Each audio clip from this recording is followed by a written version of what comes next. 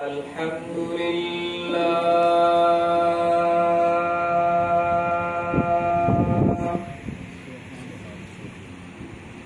الحمد لله الذي نور قلوبنا بنور الإيمان وزين أخلاقنا بنور السنة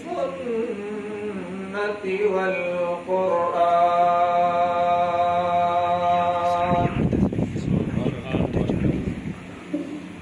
والصلاة والسلام على سيد الأنبياء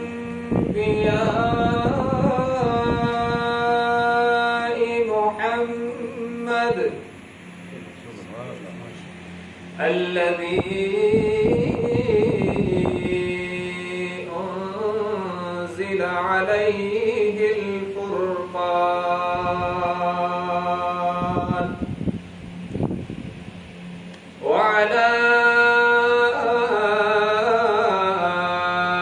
آله وأصحابه الذين آمنوا بالبيان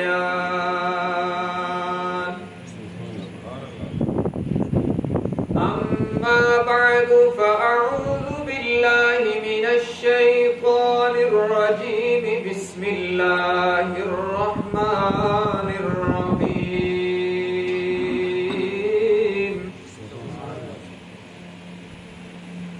ألف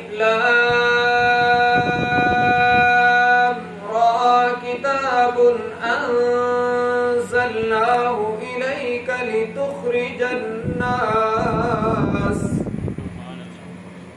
لتخرج الناس من الظلمات إلى النور بإذن ربهم إلى صراط الحميد وقال النبي صلى الله تبارك وتعالى عليه وسلم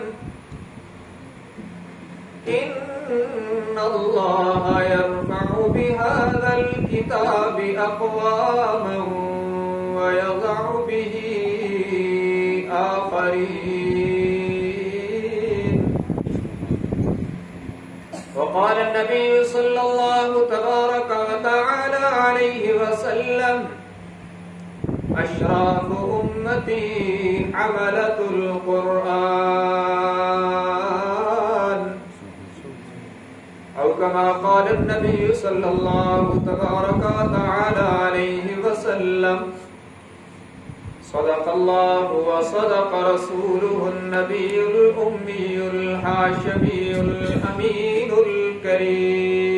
الكريم ونحن على ذلك لمن الشاهدين والشاكرين والحمد لله رب العالمين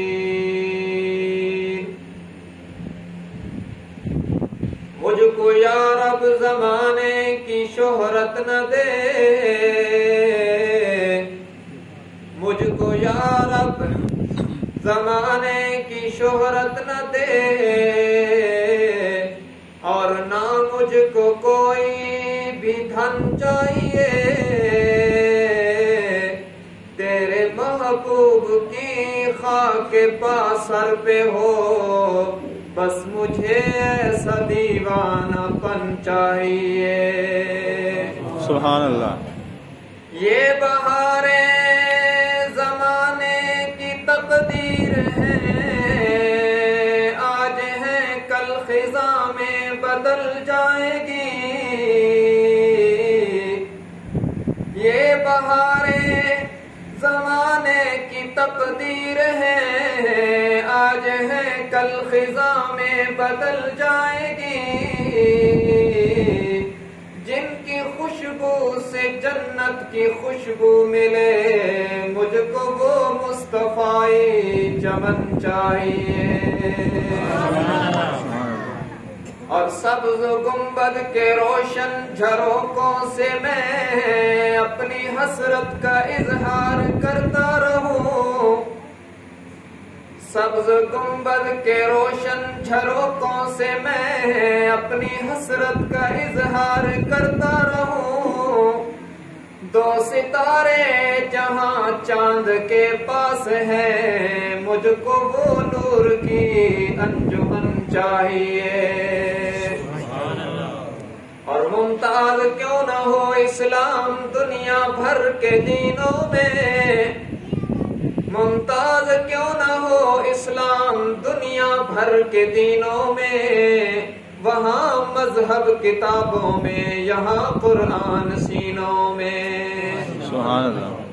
تمام حضرات محبت عقیدت کے ساتھ نماز والا درود شریف پڑھ لیں۔ اللہم صلی علی محمد وعلی آل محمد كما صليت على إبراهيم وعلى آل إبراهيم إنك حميد مجيد، اللهم بارك على محمد وعلى آل محمد كما باركت على إبراهيم وعلى إبراهيم إنك حميد مجيد۔ حاضرین گرامی قدر، آج پہلی بار آپ کی اس مسجد صدیق اکبر میں حضرت مولانا مفتی منصور صاحب علی کے حکم پر حاضری کا شرف حاصل ہو رہا ہے۔ قرآن کریم کی تکمیل کی محفل ہے، جن حافظ صاحب نے یہاں قرآن کریم سنایا اور آپ حضرات نے سنا، میں آپ سب کو مبارکباد پیش کرتا ہوں۔ اللہ تبارک و تعالی اس سننے اور سنانے کو اپنی بارگاہ عالیہ میں شرف قبولیت عطا فرمائے، آمین۔ تکمیل قرآن کریم کی اس محفل میں صرف ایک پوائنٹ پر گفتگو کروں گا، کیونکہ رمضان کی راتوں میں اور خصوصاً یہ گندم کی کٹائی کے سیزن میں بہت لمبی گفتگو مناسب نہیں ہوتی، لیکن جتنا وقت انشاءاللہ میں بات کروں گا، اللہ نے توفیق عطا فرمائی تو آپ کا وقت ضائع نہیں کروں گا انشاءاللہ۔ صرف ایک پوائنٹ پر آپ حضرات کے سامنے چند باتیں عرض کروں گا، وہ یہ ہے کہ قرآن ہمیں کیا دیتا ہے، اس لیے کہ آج کا دور تو 100% مفادات کا دور ہے۔ کہتے ہیں یہ کام کریں گے تو کیا ملے گا، وہاں جائیں گے تو کیا ملے گا، اس کو ووٹ دیں گے تو کیا ملے گا، الغرض اس طرح کی بہت سی باتیں ہیں جن پر ہم سب سے پہلے کہتے ہیں کہ اس پر ملے گا کیا، ہمیں کیا ملے گا۔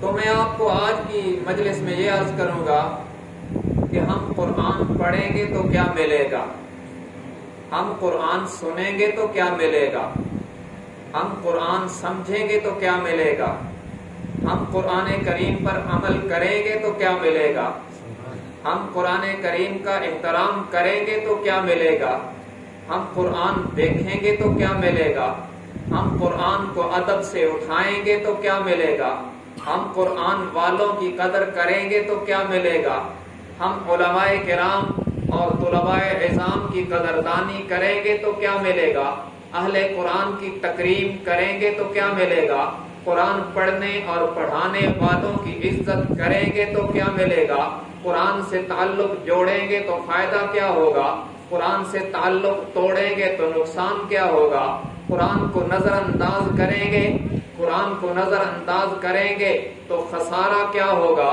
اور قرآن کو نظروں میں بسائیں گے، قرآن کو زندگی میں لائیں گے تو فائدہ کیا ہوگا۔ یہ میری گفتگو کا خلاصہ ہے، میں اس کو کھولنے کی کوشش کروں گا، اگر آپ حضرات کی توجہ شامل حال رہی تو۔ یاد رکھیں قرآن ہمیں کیا دیتا ہے؟ قرآن ہمیں سب سے قیمتی دولت عطا کرتا ہے۔ سب سے قیمتی دولت کیا ہے؟ لوگ سمجھتے ہیں کہ زیادہ پیسہ ہو تو یہ بڑی دولت ہے، زیادہ لوگ اسے واہ واہ کرتے ہوں تو یہ کامیاب ہے، زیادہ لوگ اس کے سپورٹر اور ووٹر ہوں تو یہ کامیاب ہے۔ یہ سب سے قیمتی سرمایہ نہیں ہے، یاد رکھنا۔ اگر زیادہ پیسہ سب سے قیمتی سرمایہ ہوتا تو مال و دولت کے ساتھ قارون زمین میں غرق نہ ہوتا۔ اگر زیادہ حسن و جمال کامیابی کا باعث ہوتا تو ابو لہب حضور اکرم صلی اللہ علیہ وسلم کا سگا چچا کبھی جہنم میں نہ جاتا، اور اگر بڑا لیڈر بننا کامیابی کی ضمانت ہوتا تو ابو جہل جہنم میں نہ جاتا۔ یاد رکھنا، نہ مال کامیابی کی ضمانت ہے، نہ جمال کامیابی کی ضمانت ہے، نہ عہدہ اور لیڈری کامیابی کی ضمانت ہے، بلکہ فقط ایمان اور اچھے اعمال کامیابی کی ضمانت ہے۔ اور قرآن ہمیں سب سے قیمتی دولت ایمان عطا کرتا ہے۔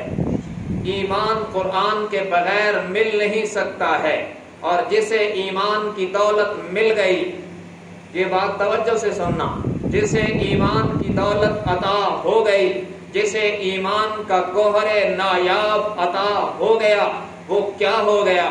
وہ ادنا تھا تو اعلیٰ ہو گیا، وہ ارذل تھا تو افضل ہو گیا، وہ پست تھا تو بلند ہو گیا، وہ رہزن تھا تو رہبر بن گیا، وہ قلبان تھا تو پاسبان بن گیا، وہ ادنا تھا تو اعلیٰ ہو گیا، وہ گرا پڑا تھا تو بلند تر ہو گیا۔ جسے قرآن کی دولت ملی اور قرآن کے صدقے ایمان کی دولت ملی، وہ بلند ہو گیا، وہ بالا ہو گیا، وہ عرفہ ہو گیا، وہ اعلیٰ ہو گیا۔ ارے جنہیں ایمان کی دولت ملی قرآن اور صاحب قرآن کی برکت سے، وہ کیا ہوا؟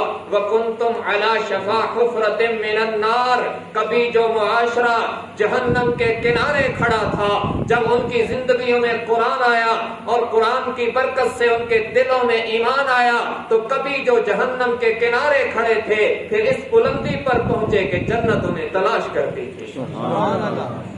تو قرآن ہمیں کیا دیتا ہے؟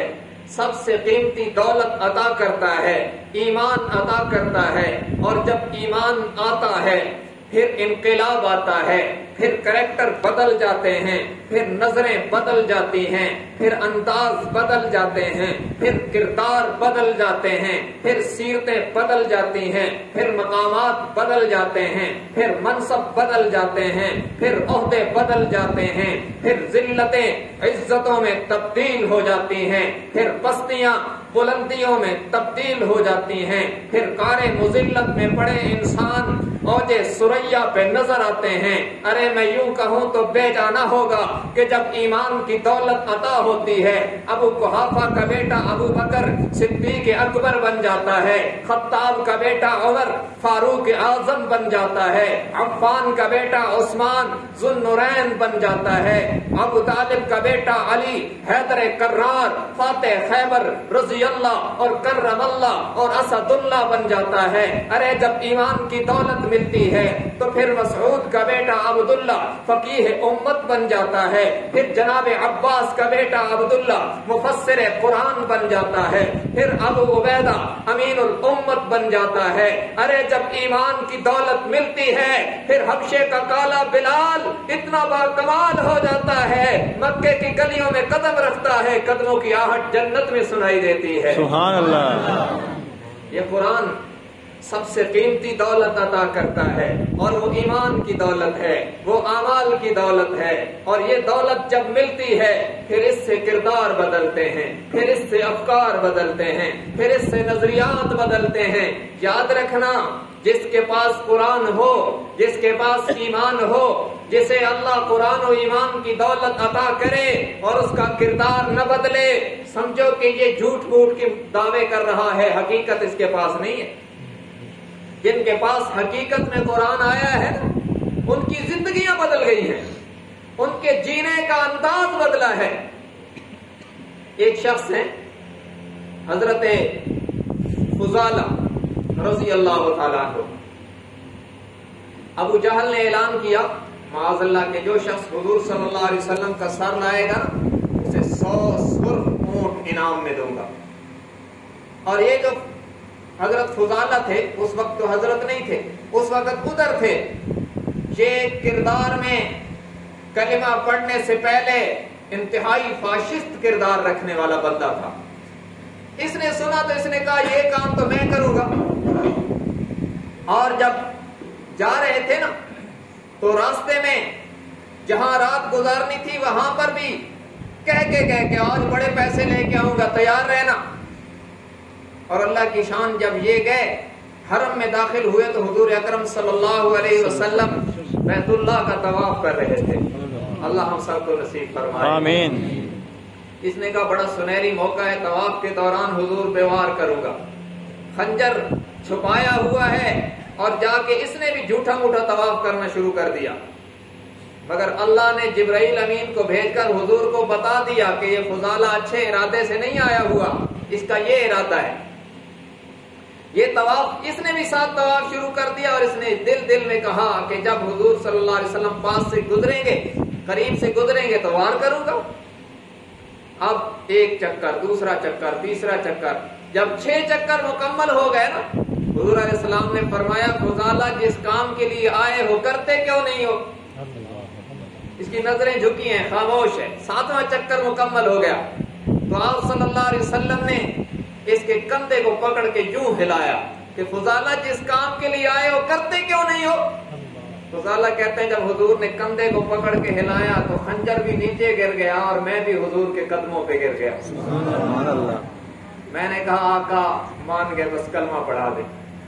حضور علیہ السلام نے کلمہ پڑھایا اور اس شخص کو شرف صحابیت مل گیا, اسے صاحب قرآن بھی مل گئے. اب حضور کے در سے قرآن کی تعلیم ملنے لگی ہے. اب یہ حرم سے نکلا, اب کردار بدلا ہے. جب قرآن کی دولت اور ایمان کی دولت مل گئی نا, کردار کیسے بدلے. اب یہ حرم سے نکلا اور اسی دروازے کے پاس سے گزرا جہاں پہلے پیغام دے کے گیا تھا. اب اس کی نظریں جھکی, ادھر دیکھا ہی نہیں. اس نے دیکھا کہ یہ بندہ دیکھتا ہی نہیں, عجیب بات ہے, یہ تو بدلا ہوا لگتا ہے. اس نے آواز دی, حضرت فضالہ کہتے ہیں میں نے سنی انسنی کر دی. اس نے دوسری آواز دی, کہتے ہیں میں نے دوبارہ بھی اس کے اوپر کان نہیں دھرے.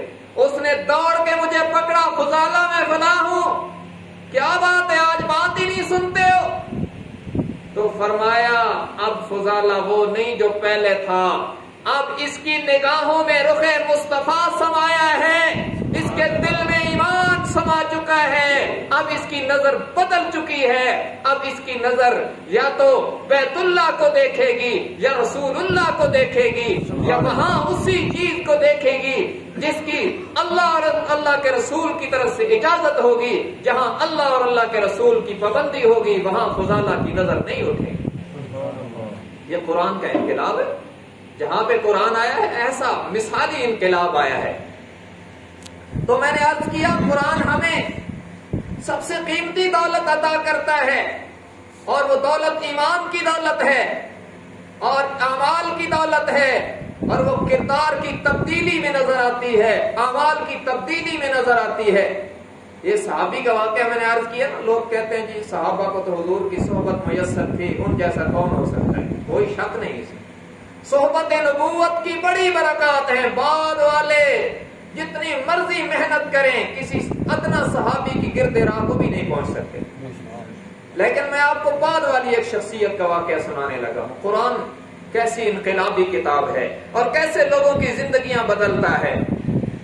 حضرت فضیل ابن عیاض رحمت اللہ علیہ دنیا ولایت کا درخشندہ ستارہ, دنیا ولایت کا روشن نام ہے, اور پہلی زندگی فسق و فجور میں گزر رہی ہے. عیاشی فحاشی ہر غلط کام ان کی زندگی میں تھا. ڈاکے مارنا, چوریاں کرنا, جتنے غلط کام ہو سکتے ہیں وہ کہتے ہیں میں سارے کرتا تھا. کہتے ہیں ایک دن ایک رات ایک مکان کی چھت پہ چڑھا کہ اوپر سے چھت پھاڑ کے چوری کروں گا. مگر رب جب ہدایت کا فیصلہ کرتا ہے نا تو اللہ وہ ذات ہے جو ناکامی کے نقشوں میں کامیابی پیدا کر دیتا ہے. یہ تبلیغ والے آپ کو جملہ رٹواتے ہیں نا، اللہ کرے دل میں اتر جائے. اللہ وہ ذات ہے جو ناکامی کے نقشوں میں کامیابی پیدا کر دیتا ہے. اللہ ہی وہ ذات ہے جو گمراہی کے نقشوں سے ہدایت دکھا دیتا ہے. مکان کی چھت پہ چڑھ رہے ہیں اس ارادے سے کہ چھت کو پھاڑ کے چوری کروں گا. عربی سے سدھ بت تھی، عربی سمجھتے تھے. آج تو ہمارا المیہ یہ ہے کہ ہمیں انگلش نے بس ایسا چت لٹایا کہ عربی کا ایک لفظ بھی ہمیں سمجھ میں نہیں آتا. حالانکہ عربی زبان، حضور علیہ السلام نے فرمایا عربی سے محبت کرو، اس لیے کہ عربی زبان میری زبان ہے، میں عربی ہوں، قرآن عربی ہے، اور جنت کی اہل جنت کی زبان جنت میں عربی زبان ہوگی. ہمیں عربی سے محبت کرنی چاہیے. پر وہ عربی سمجھتے تھے. کہتے ہیں جب میں مکان کی چھت پہ چڑھا نا تو رات کا پچھلا پہر تھا. وہاں چھت پہ میں نے دیکھا کہ مالک مکان کی چھت پہ کھڑے ہو کر تہجد میں اللہ کا قرآن پڑھ رہا ہے. کیا خوش قسمت لوگ تھے جنہیں رات کے پچھلے پیر رب کا قرآن پڑھنے کی توفیق ہوتی تھی تہجد کی نماز میں.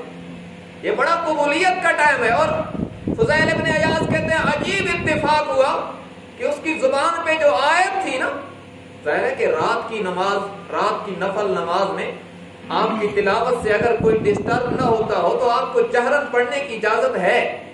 یہ فقہ کا مسئلہ ہے. کہتے ہیں مالک مکان کی چھت پہ کھڑے ہو کر اللہ کا قرآن پڑھ رہے ہیں اور اس کی زبان پہ کون سی آیت ہے؟ أَلَمْ يَأْنِ لِلَّذِينَ آمَنُوا أَن تَخْشَعَ قُلُوبُهُمْ لِذِكْرِ اللَّهِ. فرمایا ابھی ایمان والوں پر وہ وقت نہیں آیا کہ وہ اللہ کی یاد کر کے ڈرنے لگے، ان کے دل اللہ کے خوف سے دہلنے لگے. اہل ایمان پہ وہ وقت کب آئے گا جب رب العالمین کی عدالت کی پیشی ان کی دل کی دنیا میں انقلاب پیدا کرے گی. جب رب العالمین کا خوف ان کا کریکٹر بدلے گا، ان کا کردار بدلے گا، ان کی نظر بدلے گا، ان کا انداز بدلے گا، ان کے اعمال بدلے گا، ان کے طور طریقے بدلے گا. أَلَمْ يَأْنِ لِلَّذِينَ آمَنُوا أَن تَخْشَعَ قُلُوبُهُمْ لِذِكْرِ اللَّهِ. ارے اہل ایمان پہ وہ وقت کب آئے گا جب اللہ کی یاد ان کی زندگیوں میں انقلاب لائے گی، جب رب العالمین کا ذکر ان کی دل کی دنیا بدل دے گا.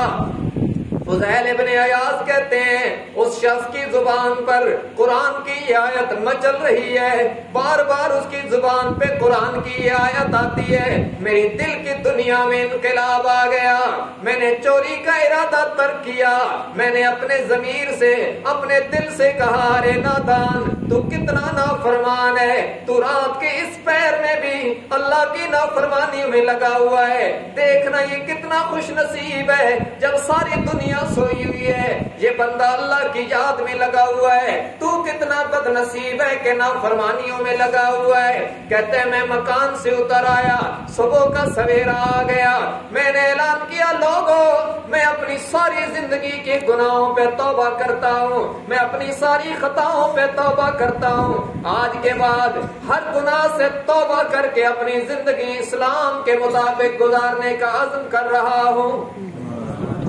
توبہ ہو گئی، زندگی بدل گئی، قرآن نے بدل دیا. لیکن لوگ تو کہتے ہیں نا چھ مگوئیاں ہونے لگی، یہ بھی کوئی روپ ہوگا. لوگ تو معاشرہ بھی عجیب ہے نا، کسی کو معافی نہیں ہے. یہاں گناہ کرے تو تب بھی تنقید ہے، نیکی کرے تو تب بھی تنقید ہے. تو ایسے بھی لوگ تھے کہنے لگے یہ بھی کوئی روپ ہوگا، نیا روپ دھارا ہے، ہو سکتا ہے کوئی بڑی واردات کر دے. تو ایک یہودی وہاں رہتا تھا، اس نے کہا مجھے 1 مہینے کی مہلت دے دو، میں 1 مہینے کے بعد تمہیں بتلاؤں گا کہ اس نے سچی توبہ کی یا جھوٹی توبہ کی. سب نے کہا چلو ٹھیک ہے یار، یہ جو کوئی چیک اپ کا طریقہ ایجاد اس نے کیا ہوگا، چلو اس کو آزمانے دیں. اس نے ایسے کیا کہ 2 گٹھڑیاں بنائی، ایک میں پتھر کے چند ٹکڑے رکھے اور ایک میں مٹی کے چند ٹکڑے رکھے، اور جا کر فضیل ابن عیاض سے کہا کہ یہ میری امانتیں ہیں، یہ رکھ لو، یہ ایک میں سونا ہے ایک میں چاندی ہے، اور 1 مہینے کے بعد لوں گا۔ اس کا خیال تھا کہ اس کو رسوا کریں گے، تو انہوں نے رکھ لی۔ 1 مہینے کے بعد یہ یہودی ان کے پاس آیا کہ فضیل ابن عیاض میرا سونا چاندی واپس کرو۔ جب انہوں نے وہ گٹھیاں اٹھا کر دی نا تو اس نے کھولی تو دیکھا کہ جس میں مٹی کے ٹکڑے تھے وہ چاندی بن چکی تھی، اور جس میں پتھر کے ٹکڑے تھے وہ سونا بن چکا تھا۔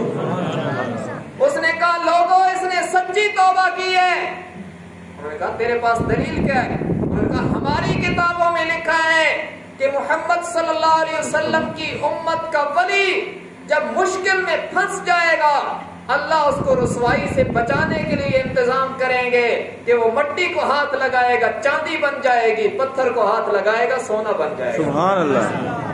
تو اس لیے میں نے مٹی اور پتھر دیے تھے، وہ سونا اور چاندی بن گئے۔ یہ اس بات کی دلیل ہے کہ اس نے سچی توبہ کی ہے۔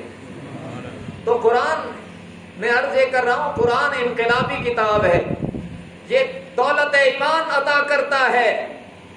اور یہ بات بھی سن لو، ایمان وہ عظیم دولت ہے جس کے نتیجے میں اہل ایمان کو، صاحب ایمان کو جنت ضرور ملے گی۔ دیکھیں اللہ تبارک و تعالی ہمیں ابتدا سے جنت عطا فرمائے، اعمال میں کوتاہی ہوئی تو جہنم میں جانا پڑے گا، اللہ محفوظ فرمائے۔ لیکن جس کے دل میں ذرہ برابر بھی ایمان ہوگا وہ ایک نہ ایک دن جنت میں ضرور جائے گا۔ اور یہ میں اپنی طرف سے نہیں کر رہا، ربما يود الذين كفروا لو كانوا مسلمين،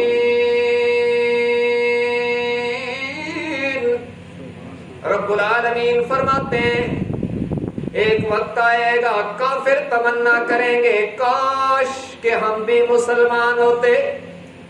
کب وہ وقت آئے گا؟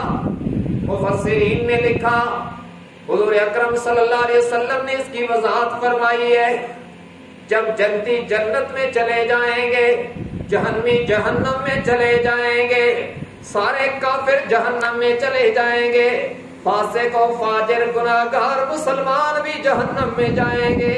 یہ کافر انہیں تانا دیں گے کہ ارے صوفی صاحب تم تو کہتے تھے کلمہ پڑھو تو جنت ملتی ہے، تم نے پڑھا ہے تم بھی جہنم میں، ہم نے نہیں پڑھا تو ہم بھی جہنم میں، چلو ہم نے تو نہیں پڑھا تو جہنم میں آ گئے، تم نے پڑھا بھی ہے پھر کیوں جہنم میں آئے ہو؟ اب یہ مسلمان، یہ صاحب ایمان فریاد کریں گے اللہ ہمیں اعتراف ہے اپنی خطاؤں کا، ہمیں اعتراف ہے اپنے گناہوں کا، ہمیں اعتراف ہے اپنی سیئات کا، ہمیں اعتراف ہے سیاکاریوں کا، ہمیں اعتراف ہے خطاؤں کا، ہماری جنتیں اور خلوتیں تیری نافرمانیوں میں ملوث رہی، ہمیں ساری غلطیوں کا اعتراف ہے، یا اللہ ہم اپنے گناہوں کی سزا کے طور پر جہنم میں آئے ہیں، اللہ ہم سب کچھ برداشت کر سکتے ہیں لیکن تیرے دشمن کے تانے تو نہیں سن سکتے نا، یا اللہ ساری سزائیں گوارا ہیں لیکن دیکھنا ہماری زبانوں پر تیرے نام کی نسبت ہے، ان کے تانے تو نہ سنانا، یہ تجھے نہیں مانتے، تیری ذات کے منکر، تیری صفات کے منکر، تیرے نبیوں کے منکر، ان کے تانے ہمارے قلب و جگر کو زخمی کر رہے ہیں، اللہ ہمیں ان کے تانے تو نہ سنانا۔ ہمارے نبی نے فرمایا اللہ کی رحمت جوش میں آئے گی، رب العالمین اعلان فرمائیں گے جس کے دل میں رائی کے دانے کے برابر بھی ایمان ہے ان سب کو جہنم سے نکال کے جنت میں بھیج دو۔ اس وقت کافر کہیں گے لو کنا مسلمین، کاش کہ ہم بھی مسلمان ہوتے، لیکن اس وقت کا پچھتانا تو کام نہیں آئے گا، اس وقت کے کاش سے کام نہیں چلتا۔ تو اس لیے میرے بھائیوں یہ بات بھی یاد رکھو، بعض لوگ نادانی میں کہہ دیتے ہیں چھوڑو جی، مسلمانوں کی بدعمالیاں دیکھتے ہیں نا، تو وہ نادانی میں کہہ دیتے ہیں چھوڑو جی آج کل کے مسلمانوں سے تو کافر اچھے ہیں. نہیں بھائی نہیں. مسلمان جتنا بھی گیا گزرا ہو جائے پھر بھی وہ مسلمان ہے, اس کے دل میں گوہر ایمان ہے.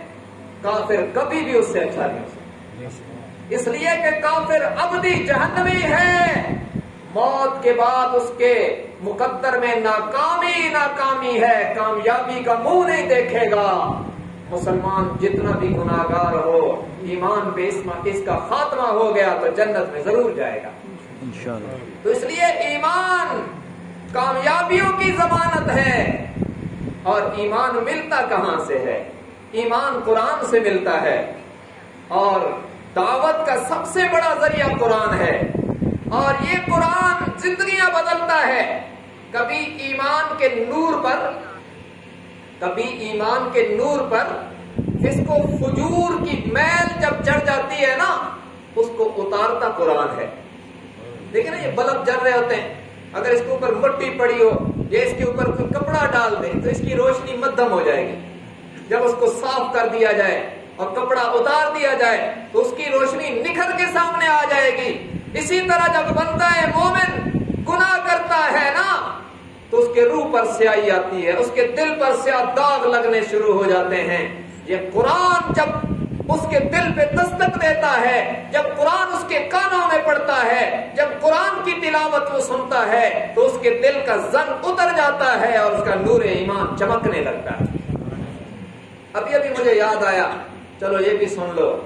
شاہ اسماعیل شہید سب کہتے رحمت اللہ علیہ, تحریک آزادی کا عظیم ہیرو اور سید خاندان کا ہونہار فرد ہے. دہلی میں رہتے اور کسی نے آ کے کہا کہ یہاں دہلی میں ایک خاتون نے ڈیرا ڈالا ہے, فحاشی کا اڈا قائم کیا ہے, اور وہ اپنے آپ کو گوہر بیگم کہلاتی ہے. اس کو اپنے حسن و جمال پہ بڑا ناز ہے. شاہ صاحب نے فرمایا کہ اسے دعوت دینی چاہیے. یہ جو تبلیغ والے جگہ جگہ پھرتے ہیں نا, یہ اصل میں تو مشن نبوت کا ایک شعبہ ہے نا, دعوت و تبلیغ. تو یہ ہمارے اکابر سب یہ کام کرتے تھے, علماء کرام اور سادات کے لوگ یہ کام کرتے تھے. اب تو افسوس ہے کہ میرے جیسے مولوی کرتے نہیں, تو پھر عام جو بیچارے دکاندار اور ریڑی والے ہیں وہ تسبیح اٹھا کے چلے جاتے ہیں, اور ان سے کوئی غلطی ہو جائے تو ہم ان کے پیچھے پڑ جاتے ہیں. تو کام تو علماء کا ہے, کام تو یہ میرے جیسے جو ممبر پہ بیٹھنے والے لوگ ہیں, ہمارا کام ہے. اللہ ہمیں کرنے کی توفیق دے, آمین. تو شاہ صاحب نے فرمایا کہ اسے دعوت دینی ہے. اور شاہ صاحب مسجد سے عشاء کی نماز پڑھانے کے بعد اس عورت کے فحاشی والے اڈے کی طرف چل دیے. کیا بات ہے, لوگ تو دیکھ دیکھ کے باتیں کرتے ہوں گے جیسے آج لوگ باتیں کرتے ہیں. چھوڑو جی مولانا طارق جمیل فلاں کو ملتے ہیں, ارے وہ کوئی پیسے مانگنے کے لیے ملتے ہیں, دین سنانے کے لیے ملتے ہیں. علماء پہ تنقید نہ کیا کرو, احترام کیا کرو, کہیں ایسا نہ ہو کہ وہ رسائے نبوت پر تنقید کے جرم میں ہم سے ایمان چھین لیا جائے. تو شاہ صاحب نماز عشاء پڑھائی دہلی کی جامعہ مسجد میں, اور پھر نماز پڑھا کے گھر نہیں گئے, ادھر چل دیے جہاں اس کا اڈا تھا. ظاہر ہے یہ کتنی برداشت کی بات ہے. میرے جیسا کوئی آج عام سا مولوی اس راستے پہ چلے تو یہ تو سوچے گا نا کہ کوئی دیکھ کر کیا کہے گا کہ مولوی صاحب تیرا بھی کام ہے. اور لوگوں کی نظریں تو تنقید کا دروازہ تو سب سے پہلے کھلتا ہے نا. شاہ صاحب بھی ادھر جا رہے ہیں, اچھا لوگ یہ نہیں دیکھتے کہ یہ بیچارہ دعوت دینے جا رہا, وہ تو پہلے تنقید کرتے ہیں. تو کتنا بڑا ضبط کیا ہوگا شاہ صاحب نے اس طرف جانے کے لیے.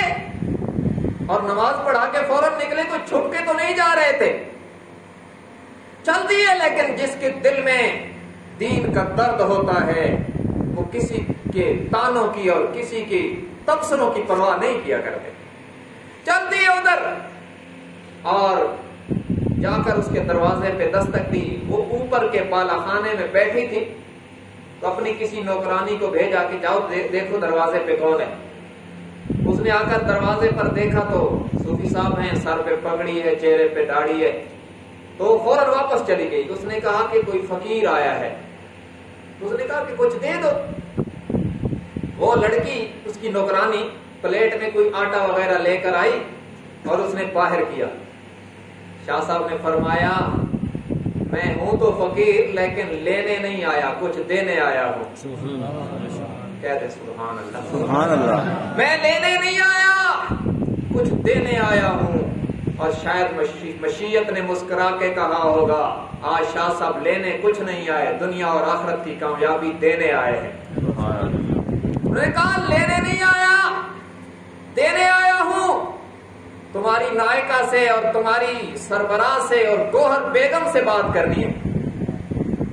اس نے جا کے بتلایا کہ عجیب فقیر آیا ہے جو کہتا ہے کہ تمہاری سردار صاحبہ سے بات کرنی ہے, میں نے گوہر بیگم سے بات کرنی ہے. تو اس عورت نے کہا جسے اپنے حسن و جمال پہ ناز تھا, اپنی سہیلیوں سمیت کہا چلو نیچے اترتے ہیں, تھوڑا تماشا کر لیتے ہیں. اسے پتہ نہیں تھا کہ یہ تماشے والے نہیں ہیں, یہ تبدیلی والے ہیں اور حقیقی تبدیلی والے ہیں. وہ سہیلیوں سمیت نیچے اتری اور جب شاہ صاحب کے سامنے آئی کہا بتلائیے کیا کہنا ہے. شاہ صاحب نے کہا کچھ کہنا ہے, آپ چند منٹ میری بات سنیں. تو اس نے کہا جی سنائیے. اب سید کی زبان اور آپ کا قرآن, سب کہہ دیں سبحان اللہ. سبحان اللہ. قرآن سید کی زبان پہ جاری ہو تو کیا کہنے, کیا کیفیت ہوگی اور کس درد سے بڑا ہوگا. اور یاد رکھنا دعوت کا سب سے بڑا ذریعہ قرآن ہے.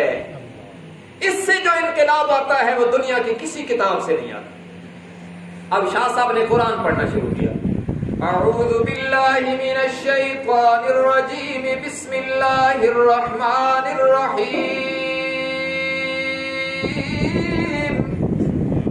والتین والزیتون وطور سینین وہذا البلد الامین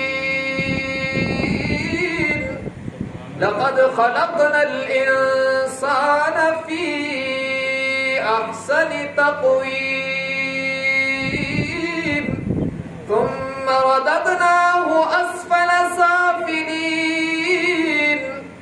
شاہ صاحب نے سورہ تین کی تلاوت کی اور پھر ترجمہ کرتے ہوئے فرمایا ارے گوہر بیگم دیکھنا, اللہ قسمیں اٹھا کے فرماتے ہیں مجھے قسم ہے انجیر کی, مجھے قسم ہے زیتون کی, قسم ہے کوہ طور پہاڑ کی, اور قسم ہے امن والے شہر مکہ کی.